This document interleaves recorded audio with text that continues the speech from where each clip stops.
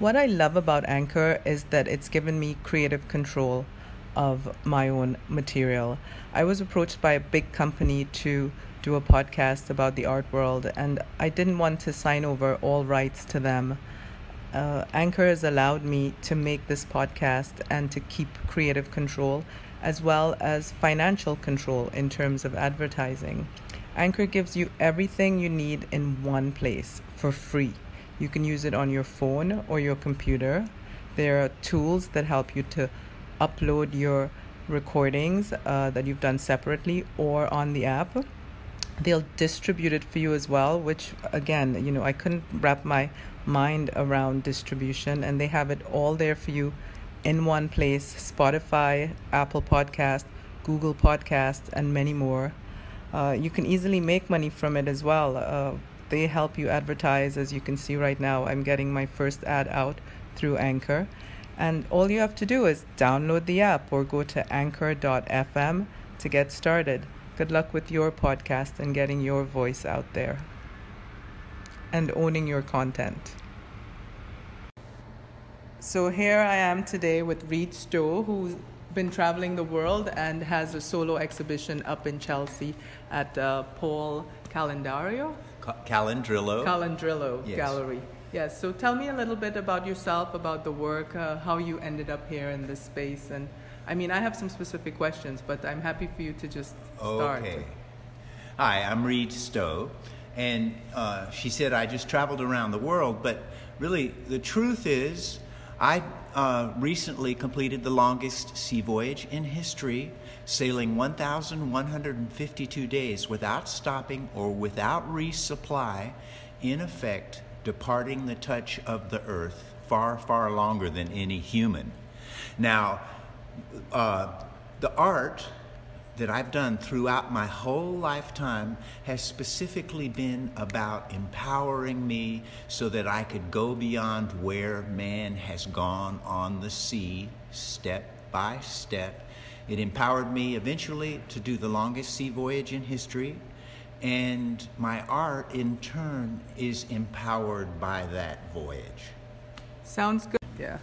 Okay, so I appreciate you being here in New York after all these years. I feel like we've come full circle because the last time I saw you, we were in Chelsea, and here you are again in Chelsea. The schism in between time and place is sort of dissolved after all those years. So tell us what did you do in between the time from Chelsea around the world and now back here again? Okay, so I was in Chelsea on West 23rd Street on the popular Frying Pan Pier, and the owner of that pier hosted me for 10 years while I tried to get what I needed to set off on the voyage.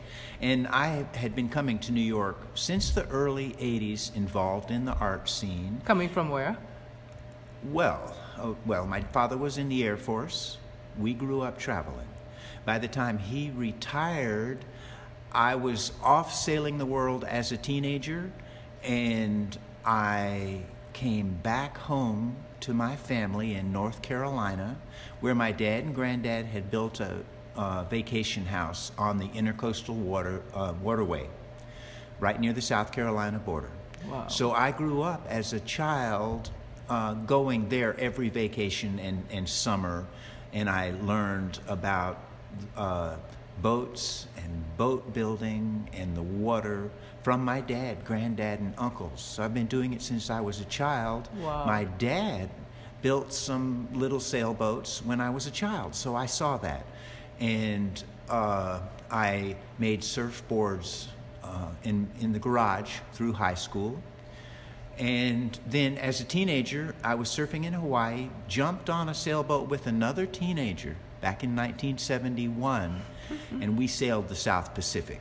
While I was in the South Pacific, I met these single-handed sailors. They sailed alone on small boats with no motor, no radios, navigating with old-fashioned sextants. Wow. And I was so intrigued by them, and largely because they introduced me, though I had already been aware of it, they introduced me to yoga, mysticism, gave me the Tibetan Book of the Dead. Wow. which I read fervently when I was a teenager. It's a very arcane type of book, but when you follow into it, it offers you techniques to alter your state of consciousness. So right there at that early age, I was swept away by a mystical spiritual journey.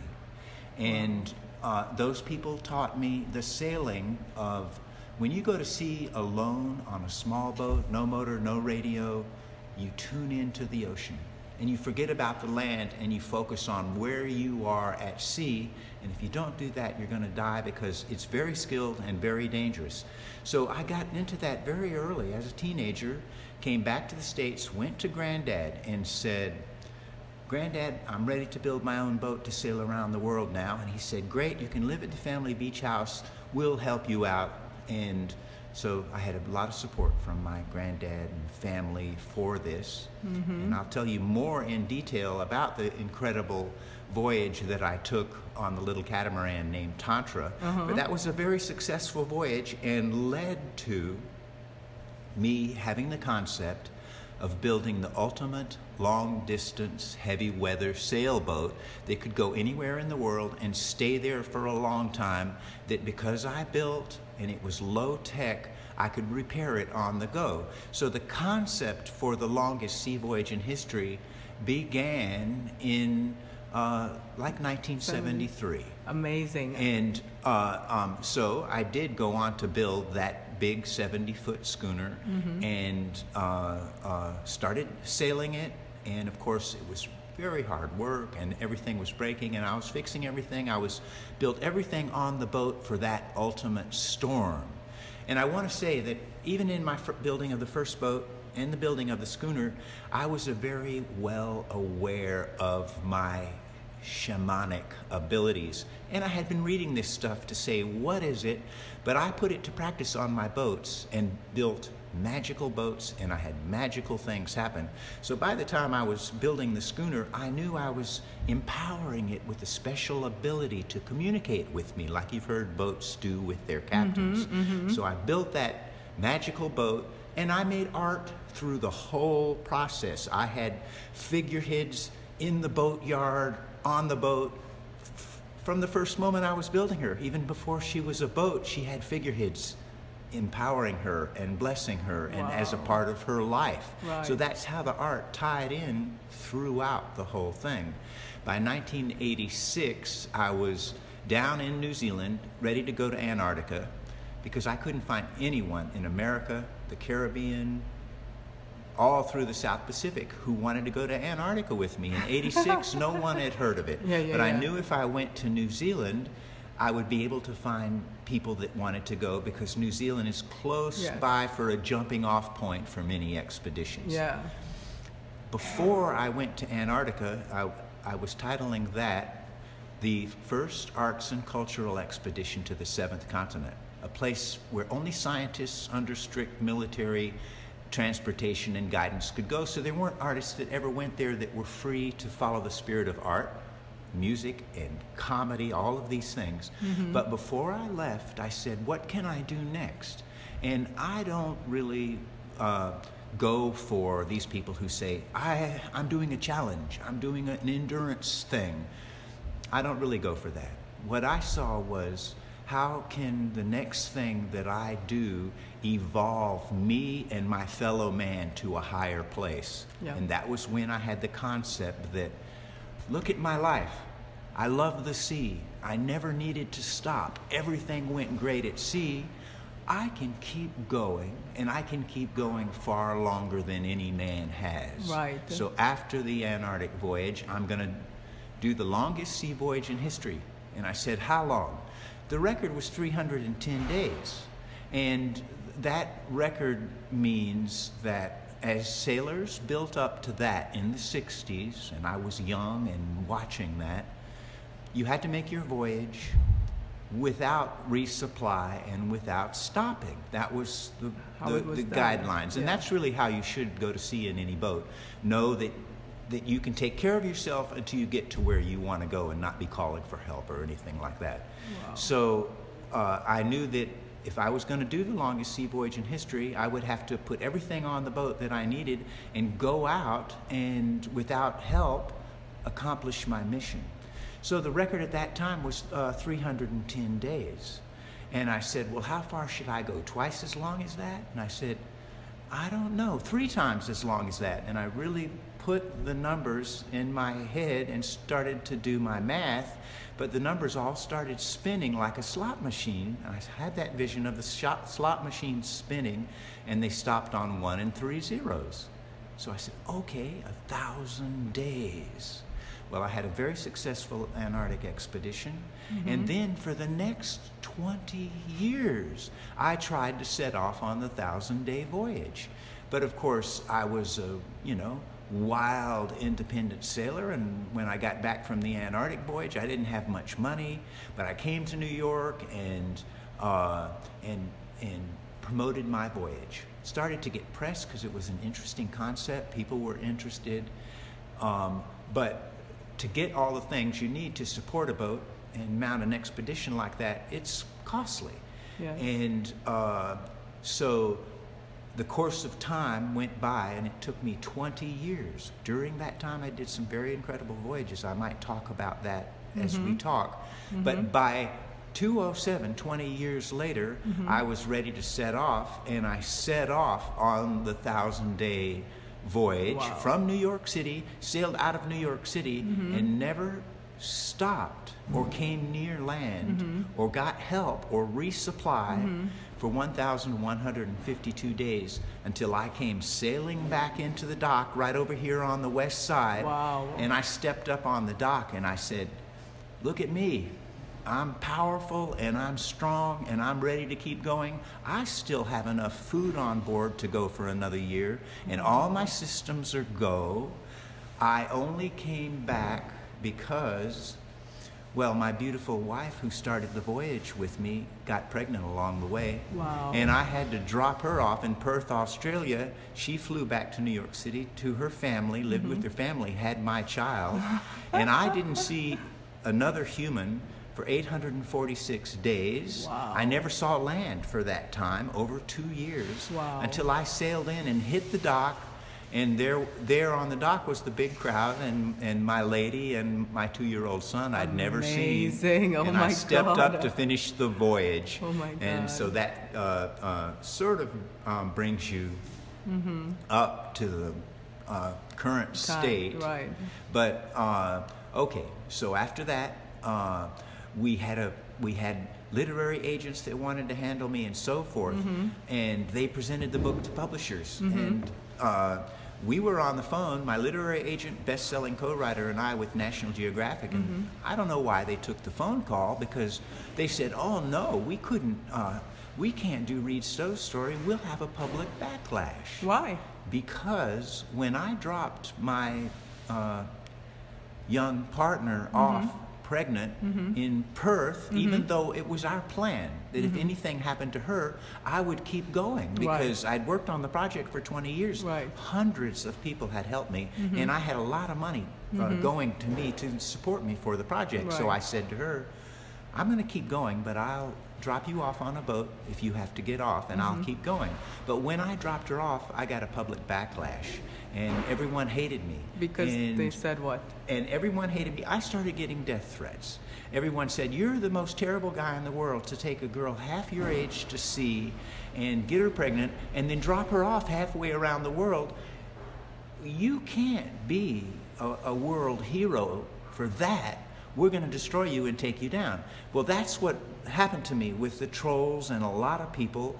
And even my writer friend at the Associated Press, who had already done 2 stories on me, and we'd become friendly together, she told me, well, Reid, I'm really sorry. I can't do any more stories on you because my editor doesn't like you anymore. So I started to have a public backlash, largely because of that. And that affected us when we got back.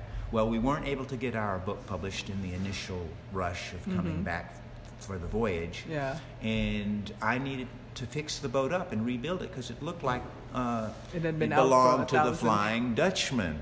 All the sails were tattered and torn. Wow. The paint was peeling everywhere. Wow. And the boat needed a lot of work, and I wanted to go on another adventure to do that work. That's the way I work on the boat, is by sailing to a faraway place where I can get certain things that I need readily, like the wood, and go on an adventure.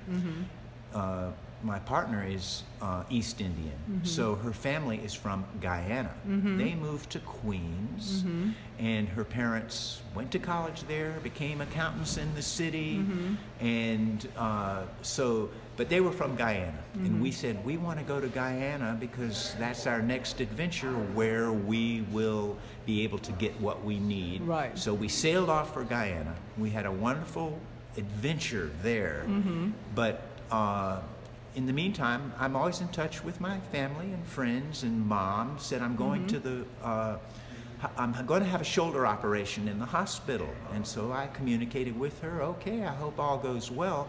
Well, she was 85, and when she went in the hospital for the shoulder operation, she got an infection. And in like 3 days, her body broke down and she died. Oh.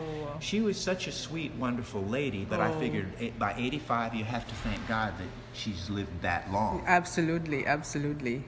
Well, let me ask you a few of the questions that I have related to the work, because now I know a little bit of the story. You did all of these while you were sailing? This show was specifically meant to be about the art that I made on the voyage. Right. Since I've been making art all my life, there was certainly art on the boat with me when I left. Oh, okay. So a part of it started before I left, and I had a lot of things in storage. Right. But everything in this show has something in it from the voyage, some material thing. Right. So when I got back, I told my sister, don't put Dad in an old folks home. We're going to come home and take care of Dad. So we sailed from Guyana back to North Carolina, tied the boat up on the Cape Fear River, and for the last 7 years, I've been working real hard, putting my work together and really coming up with my definitive style. So out of that work is the work that I've brought here. So what I'm saying is, these paintings date from the early 70s, and a painting that I may have started in the early 70s is in a painting that I worked on in the 90s. Right, and is right, a painting that I worked on in the 2000s. Yeah. So every painting here has at least 5 dates of when I worked on it in the course of the years, and every one of the paintings has elements from the 1,000-Day Voyage. Wow, that's amazing. And I mean, the most obvious element, I guess, is like the rope that is in some of the canvases that's on some of the canvases. There's ropes in a lot of them, and really these are the ropes, the bolt ropes that are sewn into the edges of sails. So my trademark since the early 70s, when I was off sailing and I ran out of little pieces of paper, I said, wow, I can paint on this sail, and I started getting sails from old boats and painting on them. And some of these are that. They are that. Yeah. They're sails that hang. They have real strong corners.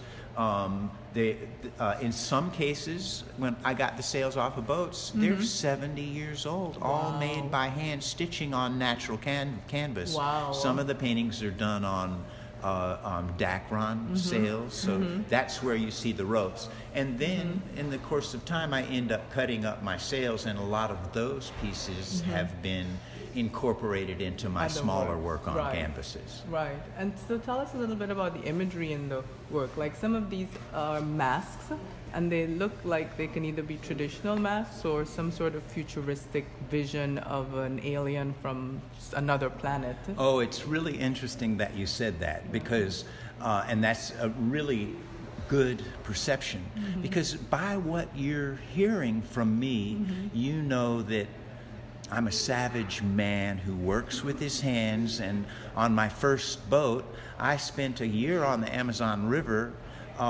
eating bananas and fish and meditating and doing tantric yoga and doing wood carvings, and my art then was very primitive influence.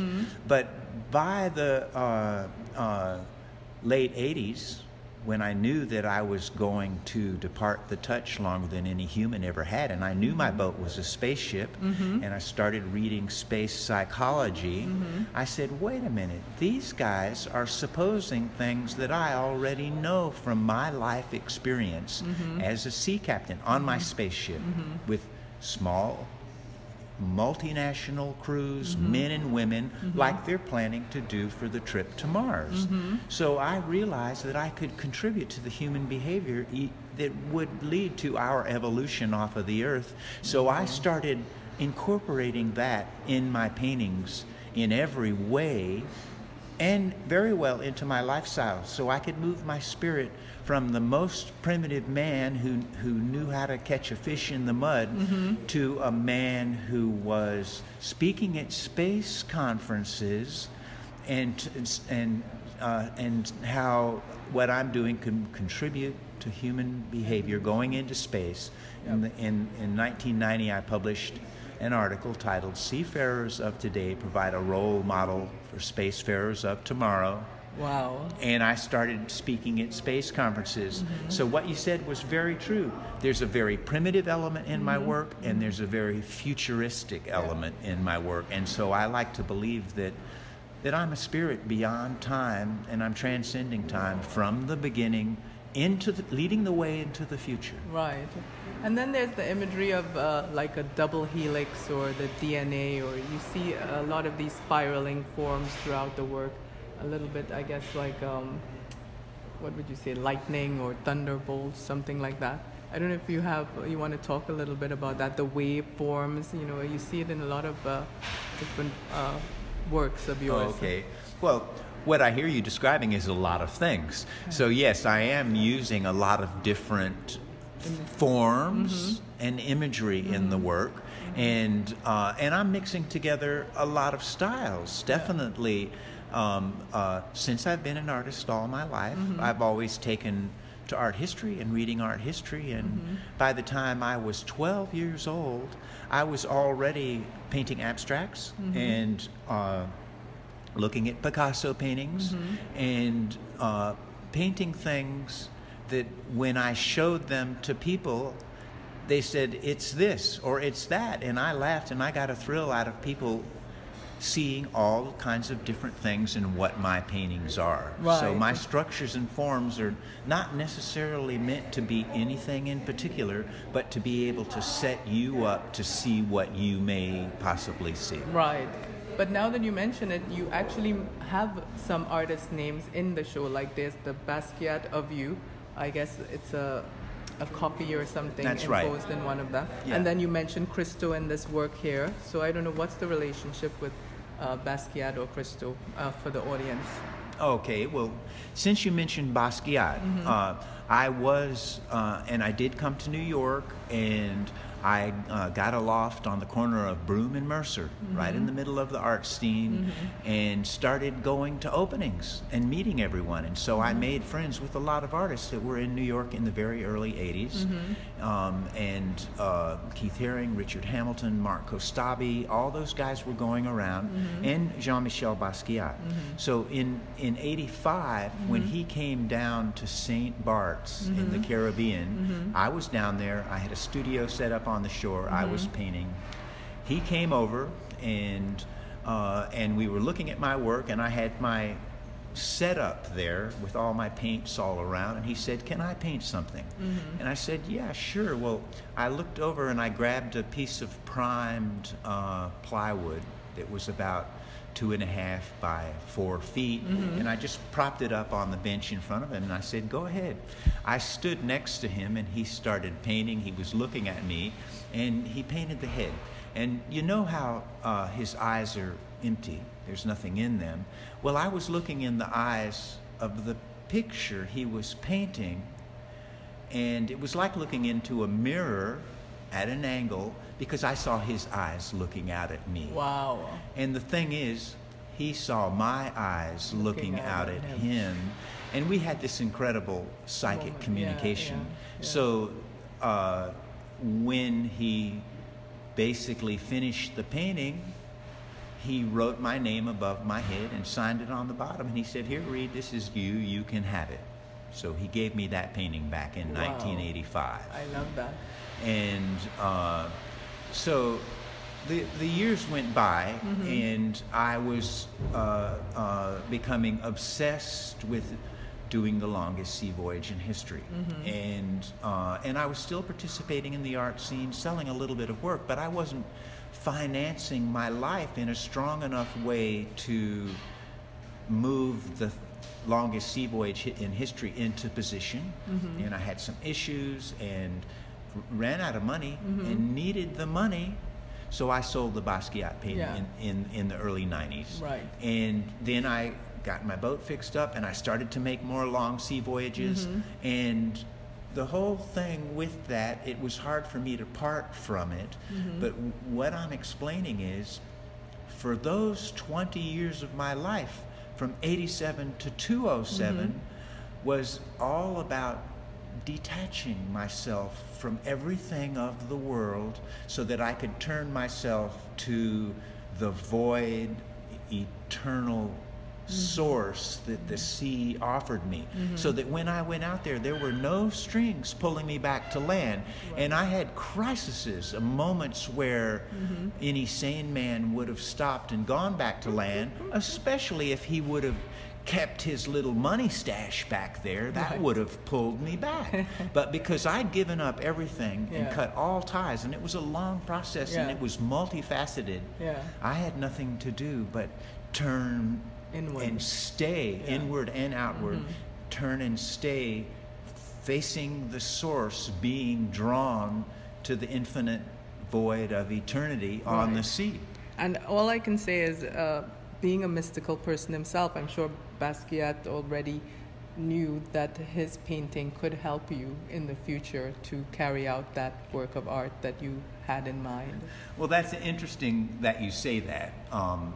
Because I have the copy of his painting, which I just had printed out, and I collaged it onto one of my canvases, and I did my style all over it and around it.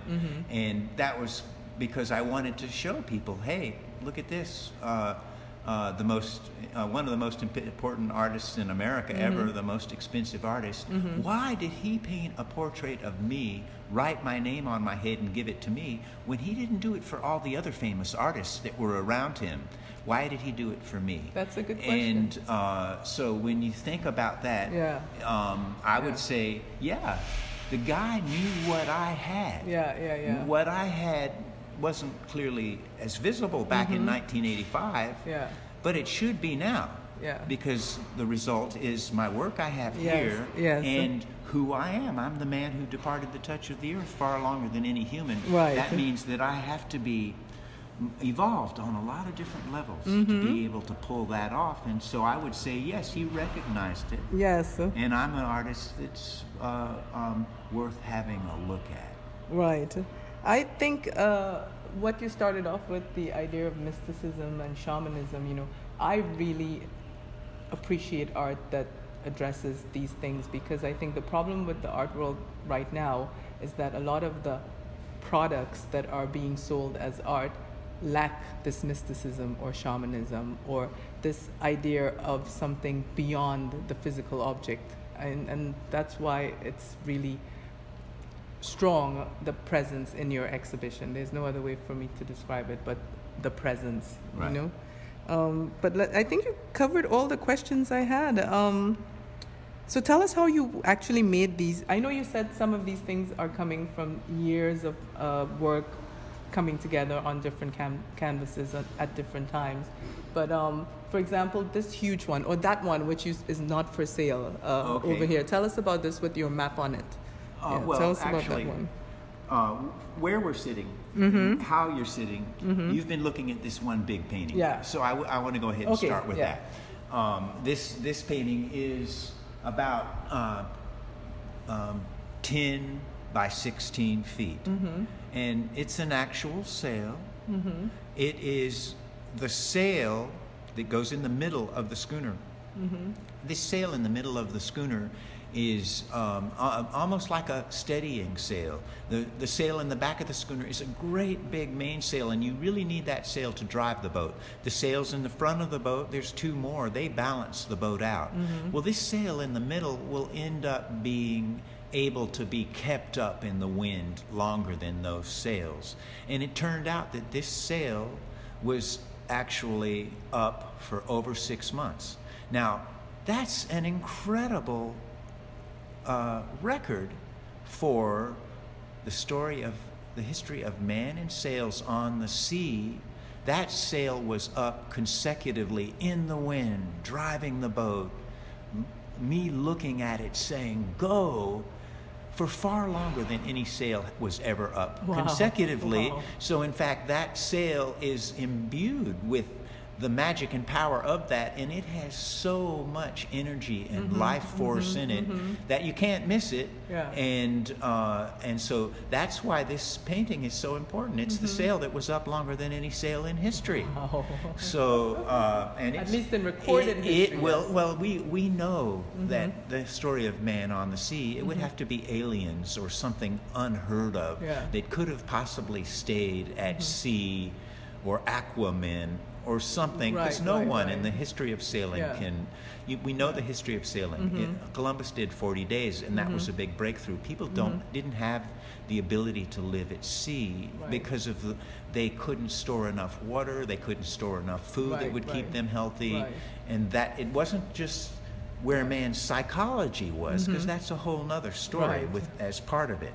But so that's the basic story of that sail. And now the sail, the painting that you're looking at over here on the wall is for me a very important painting.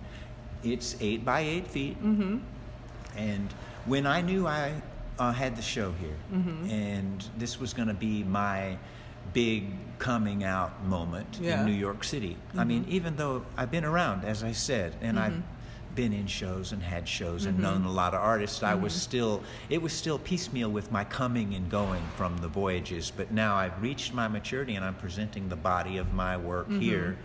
This sail is, this painting is one of my most important ones. Like the sail that was up consecutively longer than any sail in history, this painting is irreplaceable because it has two big charts on it, which are my two most important charts in my life that have my marks from how I navigated to all these places that I went. They're maps. They're maps. Their charts are big maps with hundreds of markings on them from all the voyaging that I've been doing.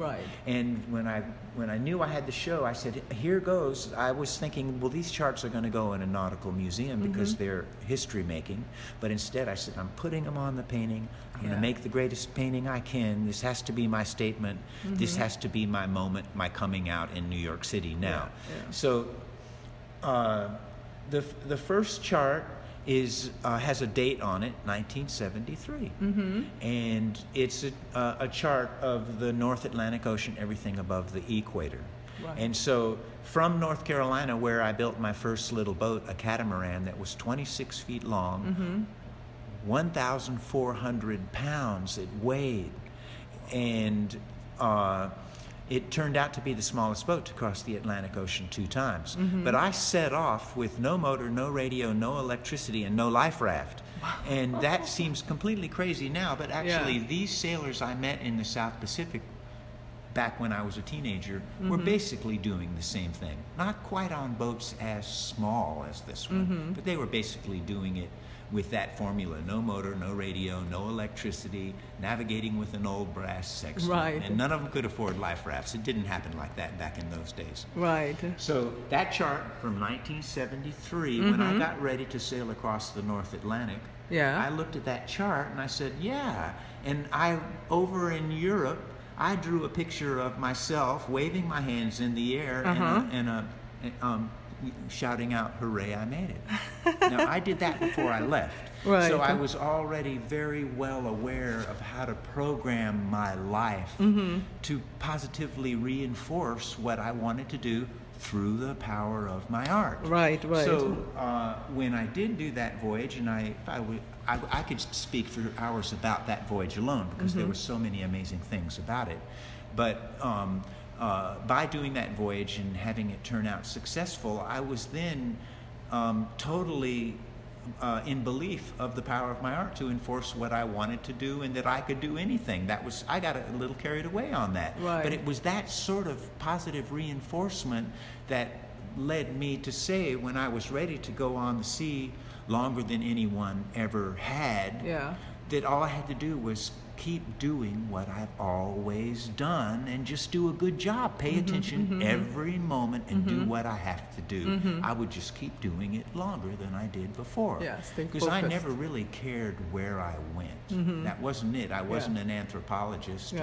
I didn't care about where I went. What I liked was the boat and being on the sea and the sea immediately making me feel eternal and larger than myself. So in that painting, I'm just going to tell you a couple things about that side of the painting. I painted that portrait of myself in 1973 when we sailed down to the equator. Okay. So under the portrait, I have written, this portrait I painted in 1973, follow the rainbow. Now there's a rainbow on the chart. Follow the rainbow to the bottom to the star to see the location.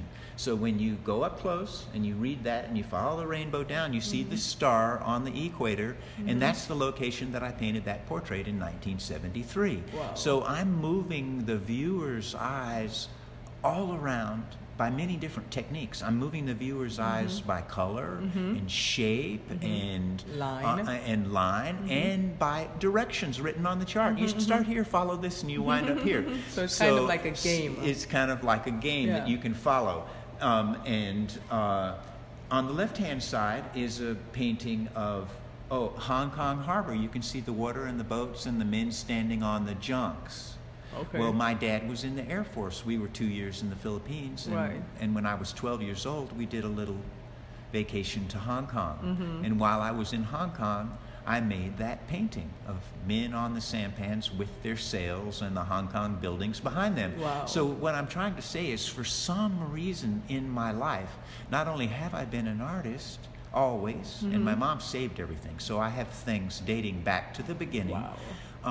When I was 12 years old, I made that painting in Hong Kong, and I collaged it into the painting. So this big 8x8 foot painting has a date that starts in 1964. Right. And so there's things throughout my whole life in the painting. Yes, I understand why it's so important then. Well, the other thing is, back in the year 2000, from New York City, here on my dock on West 23rd Street, I set off on another voyage called the Odyssey of the Sea Turtle. Now, I didn't have what I needed to do the longest sea voyage at sea, but I figured with what I had and the equipment I had, I could make it at least 200 days.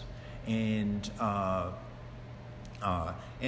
set off with my partner, the lady who wanted to do the 1,000-day voyage with me, who had been helping me for years. Wow. We set off to do the Odyssey of the Sea Turtle and the longest sea voyage for any man and woman in history. So before we left, I invited Associated Press to the boat, told them the whole story, and I laid my map out, and I said, here's the Sea Turtle. When we get to the equator, I'm going to change course.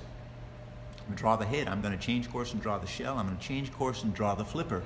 And I'm going to create the largest art that's ever been made in sea turtle, to remind the world of the ancient wisdom of Aesop's fable, the turtle and the hare, to go slowly but surely instead of fast and brash. Yeah. So they did the story. Right. And we set off on the voyage, and it's another long story, but I will say we succeeded, and we came in after 200 days at sea, and So this painting has a copy of the Associated Press story and graphics with the drawing of the sea turtle. So you get that story in the painting when you get up close and look. Right. Especially if I'm telling you. So if I don't tell you these things, it takes a little bit longer for you to follow all the things around in the painting and see what's there. Right. I mean, and each of them has its own story too, which is very fascinating. So I was thinking about the Peabody Essex Museum as you spoke about these nautical imagery and stuff like that. I think that's how that museum started out, as the first museum in America around things related to the sea. I'm going to do some research on it and check with a friend of mine who works there to see how this might fit their programming. We'll see. Well, all of my work in a way, because whenever I talk about art, the art that I make, or my mystical abilities, which I found as a child and developed in my life through yoga, the techniques that guide and open your mind. I was always a practicing mystic, and that always seems far-fetched to me, to most people. And in fact, when I started talking about that, I've found that a lot of writers, because I have hundreds of press, because my story is interesting, but a lot of writers have mocked me and said, oh, Reid's a little bit crazy. But I'm going, no, I learned these things. Writers are probably the least creative of all of the arts, I would say. If they're not writing creative stuff, that is especially. Right. So what I always remind people is seamanship comes first, meaning I learned boat building when I was a kid. Right. I built boats, and I built my own boats, and I designed my own boats, and I navigated with a brass sextant when I was young, and my skills have the firmest base in traditional seamanship and in modern seamanship, and with that strong foundation, I set out on the sea. Seamanship comes first. I have to keep my boat sailing, I have to keep water from coming in, and then I can commune with the larger forces of nature. So seamanship comes first, and so that's why they are related to the story of man on the sea. But then after that, I'm practicing my most far out things that I can imagine and that come to me. Absolutely. Well, you know, I was just reading an article recently, and I think Daniel Pinchbeck has a book. He basically said not only shamanism, but the idea of all of these extra sensory or extra corporeal experiences are now getting mainstream again. Whether, you know, you think of a trip with ayahuasca, you think of a trip with iboga, you think of psilocybin and mushrooms, your experiences, which were mocked, are now becoming part of mainstream dialogue, mainstream culture. Because I think we've reached the limits of rationality as a society, and we've seen that has brought us to this almost end of destruction. So now we're going inwards again, and each of us somehow going through that journey, which you started years ago. Many people are coming to it now. I think the society is evolving to catch up with people like yourself. Well, that was a word that I used, was evolving. Exactly. That we're all gonna. We all want to evolve, and the process of us evolving, what we give out and share are the lines of energy that help other people evolve. Absolutely. So Absolutely. That's what it's all about, is realizing that what we do in life, we want to evolve, and we want to take other people with us, and that's a lot of what the paintings are all about. And I will say that while I was at sea, and I was strapped into my bed because the waves kept smashing the boat over, I was riding out that storm, and I heard the waves crashing on the deck and gurgling everywhere, and it could have sounded like my bilge was filling up and splashing with water, and drips were coming in everywhere, and I had to say, well, no, the boat's not leaking, no, the boat's strong, she's going to ride it out. And I laid there and I thought, well, you know, am I in the right place? Am I doing the right thing? And then I said, yeah, you know, I know that I'm the the green sprout that's growing off of the top of this tree of humanity, right. and that I'm reaching out into the unknown, and I'm feeding back into this great tree things that it needs, and this great tree is giving me the juices to do what I'm doing. But I'm in a dangerous position. A little green sprout's very fragile, can be broken and picked off by a bird real quick. But I had to say, well, you know, something could happen to me and something could die, but I'm in the right place, and what I'm doing is good for humanity, so I'm okay. I'll just ride it out. So that whole awareness and feeling was what gave me the strength to pierce the layers of fear that man has had of the sea over the years. And other men could possibly do what I did, because now I've pierced and opened a lot of barriers. They can follow through those holes that I've made, but before that, they were too afraid and they came back to shore for a lot of different reasons. But was the most dangerous part in the Pacific? Like, I heard the Southern Pacific is the most dangerous sea to travel around in, because the waves are so high during storms and stuff like that. I mean, I don't know. Right, that's true. The Southern Ocean has, it's the wide open oceans of the world, so there's no land masses stopping the waves, and the winds there, because of the nearness to Antarctica and how the wind circulates around the world, are consistently the strongest in the world, so they build up the big waves. There's more storms down there, so they build up the big waves, and most people have heard of Cape Horn, which sticks the furthest down south, and the ships that tried to make it around Cape Horn and that had disasters and were sunk and so forth. So yes, that is the roughest, most dangerous place in the whole world. Amazing. Well, I am really thankful for this time with you, and I will be in touch to let you know more about how we can figure out some good work together. Okay. Thanks, Reid. Thank you. Okay, thanks a lot, Nicolette. And thanks to Paul also for mounting this wonderful show. This week for episodes 8 and 9, we have the stories of two New Yorkers, both of them sailors, and both of them with amazing stories. One tells the story of Shari Deans, who was an artist who worked upstate New York and in the West Village. She was the founder of the Air Inn. And the second story is told by himself, Reid Stowe, who's been an artist in New York for many years and who sailed around the world without touching land for over 1,000 days. Please enjoy these two fascinating histories of art.